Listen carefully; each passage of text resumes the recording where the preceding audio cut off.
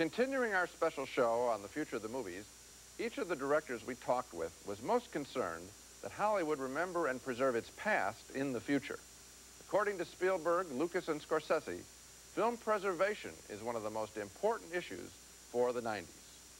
£25. Well, I don't pay that much for my Sunday breeches. You're watching Becky Sharp, the first Technicolor feature film ever made.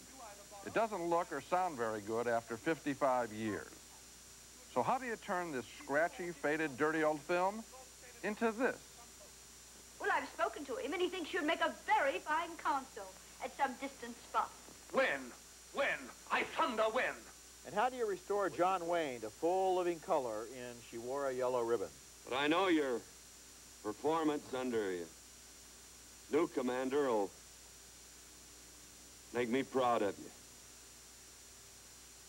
'Cause I've always been proud of you. The answer is restoration.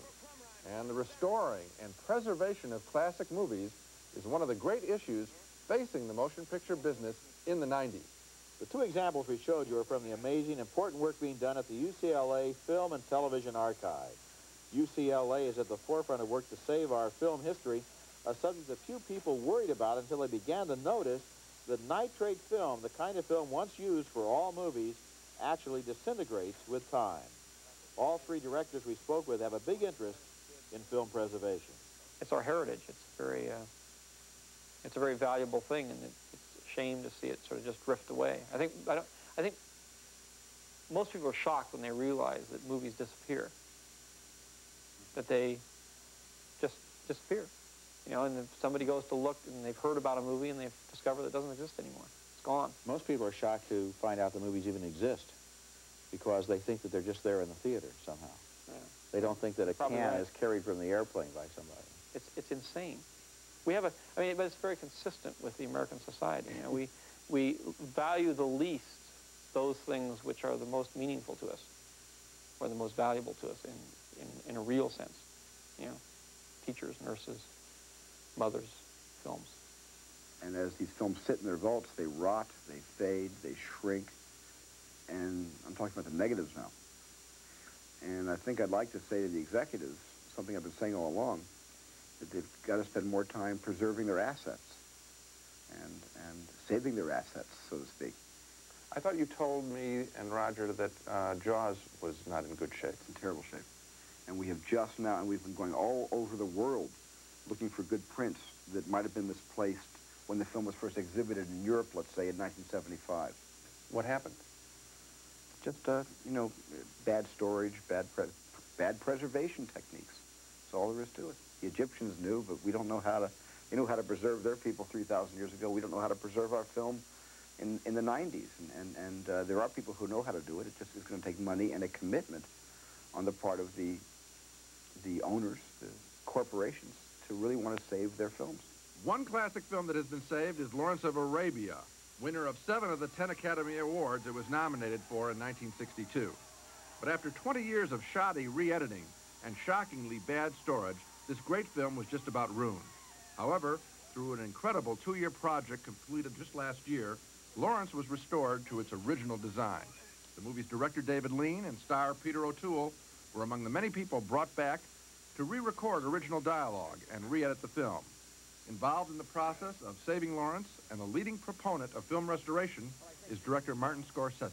This is the can from the Columbia Vault that they found when they went looking for Lawrence of Arabia. This is the condition that the film can was in. Well, one of the cans in the vault, and they were all in equally bad shape. Well, this, of course, is an extreme. You know, this is an extreme situation. It's 65mm film, and it's, you know, it's what happens. I mean, you have to understand. I mean, there was a period, I think, in the late '60s and early '70s in Hollywood where it was before video, and a lot of these things were lots of changes in studio heads and that sort of thing, administrations, and the last thing in the world I could think of was what was in the vault. What was in the vault should be okay. You know? They're finding it out now, and they are becoming more aware of it, because not only with video and Laserdisc and satellite soon, I mean, all of that, the vault is really corporate assets. The corporate assets, the most, if not the most important thing, the second most important thing. The first thing is, of course, the productions that they make. each year. What kind of thinking goes into this? Do they only think about new production and they don't think about investment of capital in preservation of their assets, of their past? Well, the tradition in the film business is once you show the movie in the theater, then that's it, it's dead. You know, and then in the 50s, they began to realize that, well, maybe it's not dead. Maybe if you put it on television, it might have another life. And then they said, fine, that's right, but then you sold the television rights and then it's dead and we don't worry about it anymore. And then all of a sudden, even the video cassettes. And they say, well, it's not really dead now. Now we got, and slowly it's dawning on people that actually these films have a life. They can go on for hundreds, if not thousands of years. And I'm real concerned that even though they say, don't worry, our films are preserved on videotape, well, videotape also falls apart. You know, they say, don't worry, we're preserved on disc. Well, disc can get ruined. You know, I think they've got to go back to the negative, which is, you know, just short of the inspiration, which is often, you know, always a filmmaker, and, you know, take those little nuggets and treat them like antiquities.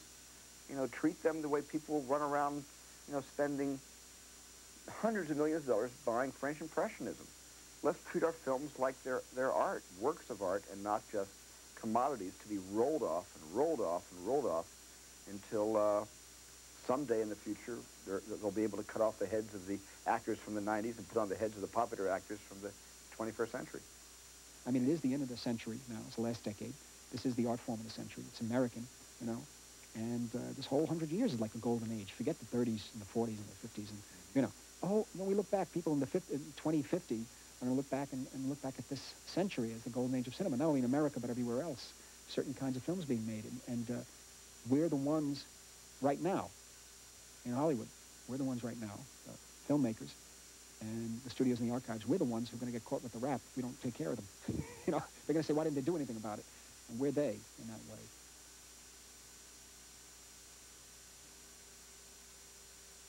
Sometime during the next 10 years, you might be trading in your old TV for a new set, high-definition television. Television's new wave will feature a widescreen format and a picture more than twice as good as today's sets can provide. Add in a large screen, and in terms of picture impact, the home TV experience will approach even real movies in a theater. This is what your average television looks like, and the picture on it is made when lines of electronic information are sent back and forth across the screen. But even though the picture looks fine, there's something in it you can't see unless you get a close-up of the screen. There are lines of black in this picture, and they will someday be filled in to make a more clear, more perfect image. Along with that high-definition image, your television shape will change in the future to a widescreen format. A widescreen shaped more like a movie theater screen. Experimental high-def televisions are on display around the world right now, and some of their screens are very large with very good images. If you add a good sound system, well, some people may never want to go to a movie theater again. And all of our directors are wondering what this new technology might mean for the art of film. You know, HD TV really comes into this country. It's going to take this country by force. First of all, people who can afford it will buy it, and later the sets will get cheaper, and that's going to compete theatrically, because the pictures are going to be as clear almost in your home as 35mm movies. And that's when we might have to start thinking about a different kind of formatting of the motion picture experience. You know, larger theaters, bigger screens, first and foremost, better stories. If people begin to have high-definition television in their homes so that they can look at a television picture or a home video or a movie of a video movie on a screen that is 10 feet wide, and they have surround sound, in fact, the home THX surround sound system. Right. What, if anything, are you going to do to encourage them to feel that they still have to go out of their home to see your movies in first run? Well, I think the marketplace will shift dramatically in that situation. I think certain kinds of movies will be made directly for the home, and certain kind of movies will be made for a theater presentation. No matter how you get around it, the theater presentation is a group experience. And there is something very magical about a group experience that you cannot duplicate in the home unless you invite, 500 of your closest friends in. Do you think in the age of high-definition television that theatrical movies will tend to be more spectacular, or...? I think the larger, more spectacular ones will end up in the theaters, and the more personal ones will end up on the screen. When you look at a high-def picture, what do you see when you see it on a movie screen, and what do you see when you see it on a television screen with the director's eye? it looked pretty good to me. It looked pretty good. I mean, it just seems to me that it's a whole new modus operandi. You have to, the cinematographer is mainly in the van, and there's a great deal that goes on the set that has to do with camaraderie between people and just feeding off each other and giving a glance to your cameraman when something beautiful is happening in a scene, or you give each other a look, and you know you got the take. And, you know, it's that kind of thing that you need, that I enjoy. I mean, if you can't enjoy it, if you can't enjoy it with the people, that's a problem. And I have a feeling some of the technology may be taking away some of that closeness. But again, I'm open to any of it because it's exciting. You know, but you have to look 10, 20 years ahead and say, well, you know, I know for a fact that they will have video to the quality of the best film that we have today. You know, it may not get up there with show scan or some of the really high-tech stuff, but, you know, the normal, you know, 35mm image will definitely be available on video, I think, before the 21st century.